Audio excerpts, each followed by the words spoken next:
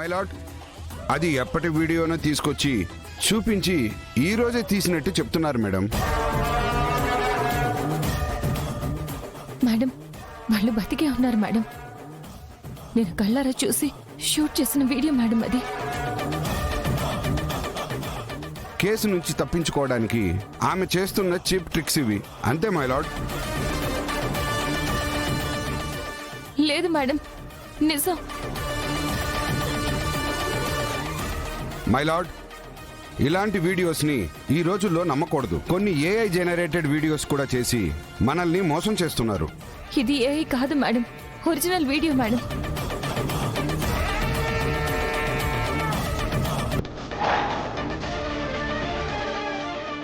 అది ఒరిజినల్ వీడియోనే your honour.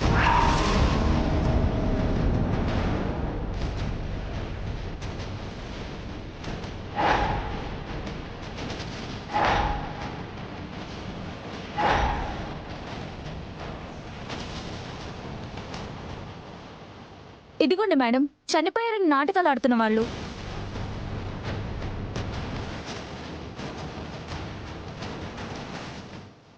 My lord, కార్మికులు చనిపోకుండానే చనిపోయారు అని నాటకం ఆడి విహారీ గారి మీద పెద్ద కుట్ర చేశారు.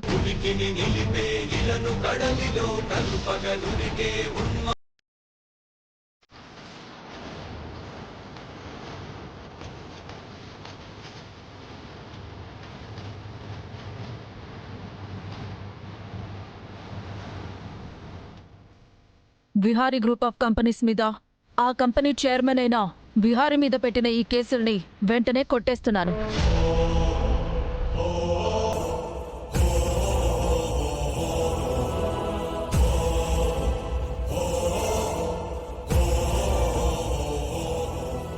అలాగే ఇంత కుట్రకి పాల్పడిన వాళ్ళని వెంటనే ఎంక్వైరీ చేసి పట్టుకోవాలని పోలీస్ వారికి ఆర్డర్ వేస్తున్నాను.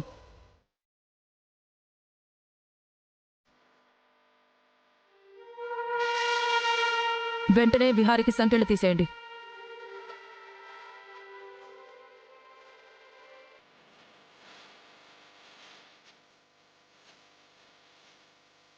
అలాగే దీనికి కారణమైందెవరో తెలుసుకుని విచారణ చేయాల్సిందిగా పోలీస్ వారిని ఆదేశిస్తున్నాను. లక్ష్మి, నీ ధైర్య సాహసాలకు మెచ్చుకుంటున్నాను. న్యాయాన్ని ఎదిరించి మీ కంపెనీ పరువు ప్రతిష్టలని కాపాడావు.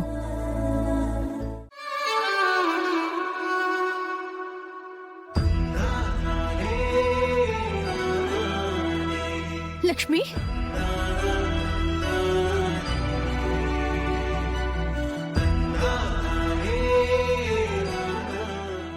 అయ్యో, చాలా పెద్ద దెబ్బలే తగిలాయే.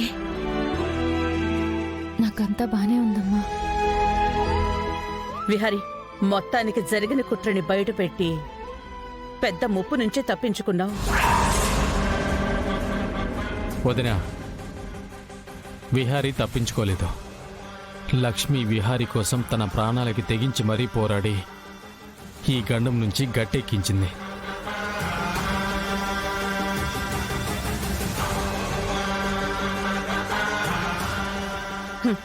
తనే ఊరికే కాపాడలేదు మరిది గారు. తన ఎండి పోస్ట్ కోసం కష్టపడింది. దాంతోపాటు విహారిని కాపాడింది.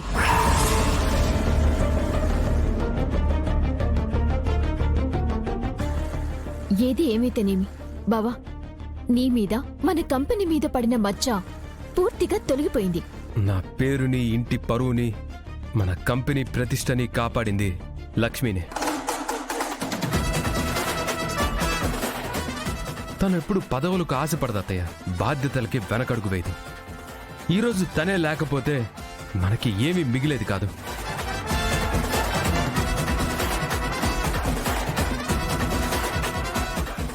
మేము జైలు శిక్ష అనుభవించాల్సి వచ్చేది. తన కష్టాన్ని మీరు గుర్తించకపోయినా పర్వాలేదు, తన ధైర్యాన్ని మీరు మెచ్చుకోకపోయినా పర్వాలేదు, కానీ దయచేసి తన సాయాన్ని మాత్రం మర్చిపోకండి.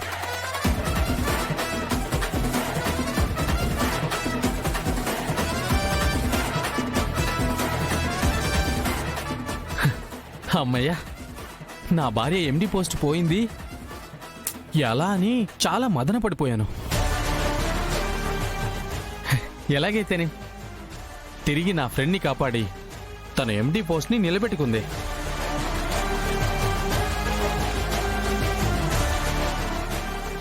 ఇదంతా సరే, అసలు ఈ కుట్రంతా చేసిందెవరు? అదే ఇప్పుడు తెలుసుకోవాలి అత్తయ్య.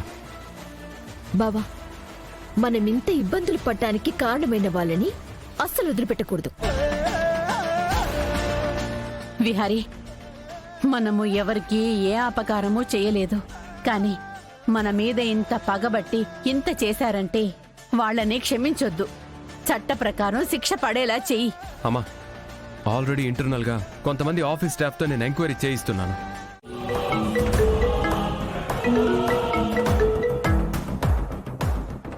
హలో సహస్ర. పిన్ని, బావకి నువ్వు ఇంత అన్యాయం చేస్తావని మేమస్సలు అనుకోలేదు. సహస్ర, ఏం మాట్లాడుతున్నావు? నేను అన్యాయం చేయడం ఏంటి? నువ్వు ఎంత కవర్ చేసుకున్నా ఉపయోగం లేదు పిన్ని. ఇక్కడ అందరికీ నిజం తెలిసిపోయింది.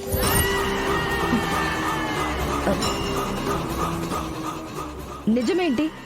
నీ నిజస్వరూపం పిన్ని. నా నిజ స్వరూపమా? నేనేం చేశాను? పిన్ని, నువ్వు ఎక్కడున్నావో నాకు తెలీదు.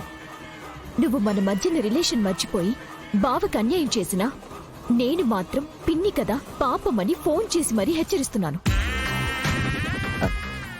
ఏంటి సహస్ర, నువ్వేమంటున్నావో నాకేం అర్థం కావడం లేదు. బావకి నీ గురించి అంతా తెలిసిపోయింది.